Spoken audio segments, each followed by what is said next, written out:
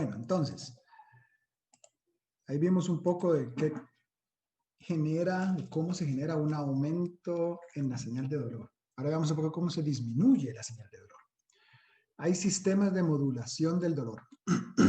En los 60, estos dos señores, Melsack y Wall, describieron un circuito bonito para explicar, basado en su conocimiento anatómico, un fenómeno que ocurre, que todos hemos experimentado alguna vez, que es que cuando sentimos un dolor, si nos empezamos a sobar una zona del cuerpo cercana a donde duele, el dolor disminuye.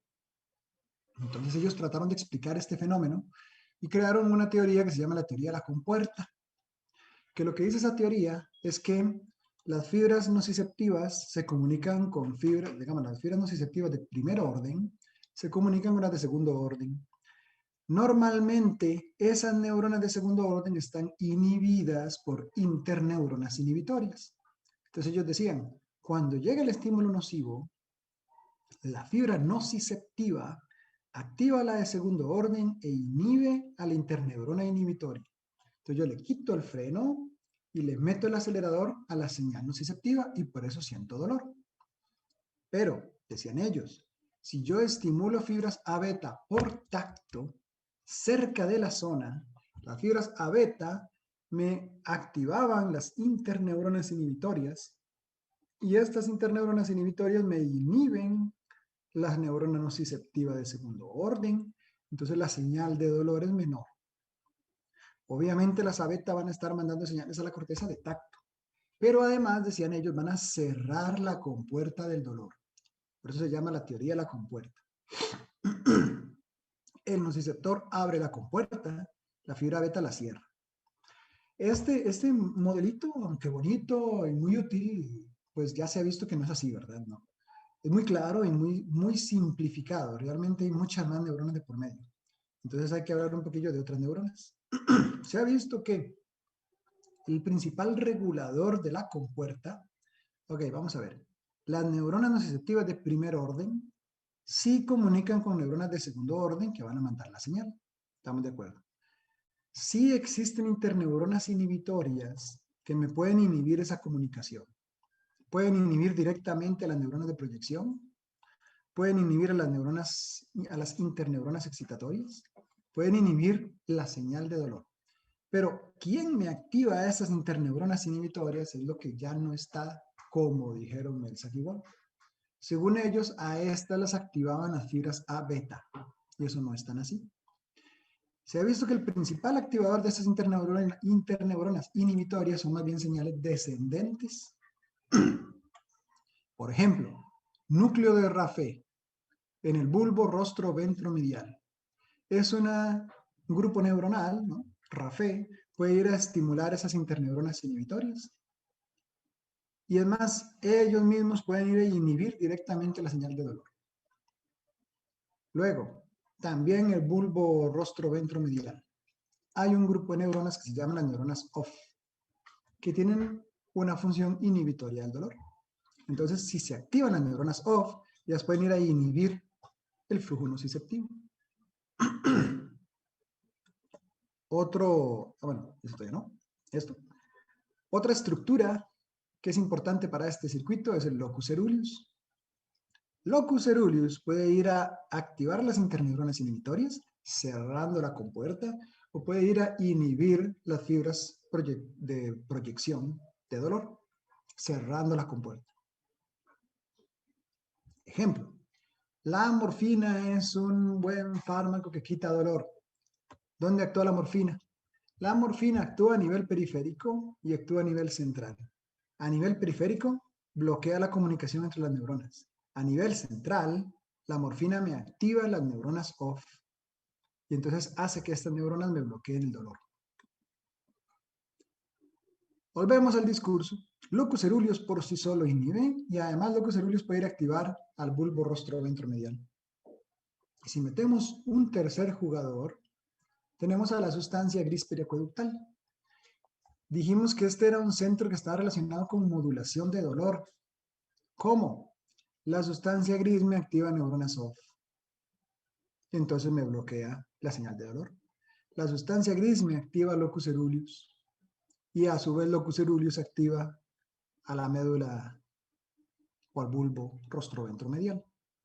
Entonces la sustancia gris va a ser un eje de activación de una señal descendente inhibitoria del dolor. Este eje, sustancia gris, bulbo rostro-ventromedial, es parte de un sistema que llamamos el sistema endógeno de analgesia. Es la forma en que endógenamente podemos bloquear el dolor. ¿Quién me activó la sustancia gris? Un montón de gente. La amígdala puede activarla, la corteza prefrontal medial, la corteza cingulada anterior, la corteza motora. Si lo quieren ver de este lado, aquí está la sustancia gris, recibiendo información talámica e hipotalámica, recibiendo información de corteza parietal, cingulada anterior, órbito frontal, sustancia gris proyectando al bulbo rostro-ventromedial y mandando una señal descendente inhibitora del dolor. Entonces, ¿qué pasaba cuando uno se estaba sobando? ¿Será que las fibras A beta me inducen dolor directamente en la médula espinal? Parece que no. Parece que las A beta mandan señales ascendentes a corteza. Y entonces la primera cosa es que puede activar corteza somatosensorial y las cortezas somatosensoriales pueden activar sustancia gris. Lo otro es que si yo estoy moviéndome, se me activa la corteza motora y la corteza motora puede activar sustancia gris periacueductal y activar esta vía descendente de dolor. Bueno, descendente moduladora del dolor. De hecho, eso que le dicen a uno, que mira, es que está uno haciendo deporte y se golpea, y se golpeó feísimo, y le dicen, no te duele porque estás caliente, espérate a que te enfríes. Nada tiene que ver el calor o el frío con la percepción necesariamente del dolor durante la actividad física. ¿Qué es lo que pasa cuando uno está ahí haciendo deporte?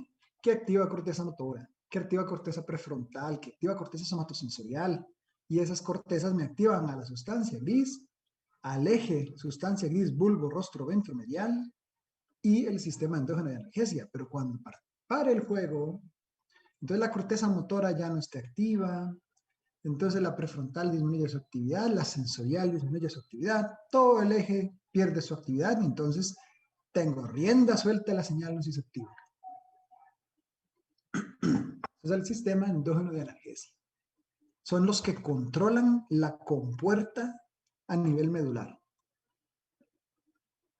Perdón, doctor, es que es para ver si también, es que me perdí un poquito. Entonces, con lo que eso dicen, digamos, que cuando uno se enfríe le va a doler más, ¿verdad? Que ya usted dijo que es mentira. Entonces, en el momento donde deja, Lo, digamos, bueno, lo que es el mentira es que momento sea que el calor, ¿no? ajá, no, sí, por eso.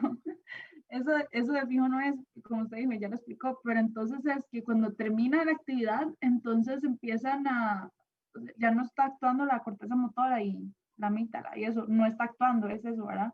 Disminuye su actividad. Disminuye su actividad, entonces ahí es donde empieza a darse el dolor, porque ya no lo inhiben. Porque estas cortezas o estas zonas cerebrales estaban activando a la sustancia gris. Sí. Entonces la sustancia gris estaba activando al bulbo y a Ujú. ceruleus. Y entonces ellos estaban inhibiendo el dolor. Si esta activación se pierde, esta activación se pierde, esta inhibición se pierde, entonces siente el dolor. Perfecto, muchas gracias, doctor. Sí, es que en un momento como que me perdí, pero ya todo No, súper bien. pero Muchas gracias. estaba bien ubicado. Igual, si ustedes se ponen compresas calientes, el calor de la compresa disminuye el dolor, manda señales a corteza somatosensorial y la corteza somatosensorial manda sistema descendente de dolor. ¿Sí? Ahora, estas interneuronas inhibitorias son muy importantes porque son muchos, en gran medida están regulando la compuerta. Esas interneuronas liberan diferentes neurotransmisores. Los más, digamos, famosos son los péptidos opioides. Los péptidos opioides, como las encefalinas, las endorfinas, la morfina es un tipo de opioide, solo que la morfina es externa del cuerpo. ¿Cómo funcionan estos neurotransmisores, estos péptidos? Esta es la neurona nociceptiva de primer orden y esta es la neurona nociceptiva de segundo orden. Cuando ustedes tienen una señal nociceptiva, la neurona nociceptiva libera su neurotransmisor y activa la neurona de segundo orden. Entonces ustedes tienen, en presencia de inputs sensoriales, una despolarización de membrana. Pero ¿qué pasa si se me activa la interneurona? esa interneurona me libera péptidos opioides. Los péptidos opioides actúan a nivel presináptico y a nivel postsináptico. Me disminuyen la conductancia del calcio a nivel presináptico, entonces hay menos liberación de neurotransmisores. Me aumentan la conductancia del potasio a nivel presináptico, entonces hiperpolarizan. Y a nivel postsináptico me aumenta la conductancia del potasio y eso hiperpolariza. Entonces, en presencia de la activación de la interneurona inhibitoria, yo voy a tener una menor activación de la neurona de segundo orden. Por lo tanto, una menor frecuencia de potenciales de acción llega al cerebro y una menor intensidad de dolor siento. ¿Dudas?